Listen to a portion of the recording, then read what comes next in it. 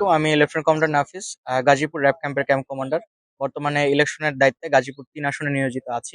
যেহেতু ইলেকশন আসন্ন, আগামীকালকে ইলেকশন, এই উপলক্ষে র্যাপিড অ্যাকশন ব্যাটালিয়ন ১ গাজীপুর ক্যাম্পের পক্ষ থেকে আমরা আজকে একটি যৌথ মহড়া, পেট্রোল এবং বিভিন্ন ভোট কেন্দ্র পরিদর্শন করেছি। সাধারণ মানুষজনের সাথেও কথা বলেছি। তো আমাদের আজকের উদ্দেশ্য ছিল যে ভোট কেন্দ্রগুলো আছে সেখানে প্রিজার্ভিং অফিসার যারা আছেন তাদের সাথে পরিচিত হওয়া, তাদের কাছে আমাদের যোগাযোগ নাম্বারগুলো আছে কিনা সেই বিষয়গুলো নিশ্চয়তা করা, এবং কোনো ধরনের কোনো পরিস্থিতি অ্যারাইজ হলে তারা কিভাবে যত দ্রুত সম্ভব রেসপন্স করবেন সেই বিষয়টা তাদের সাথে আমাদের মত বিনিময়ের মাধ্যমে একটি সম্পর্ক এস্টাবলিশ করা।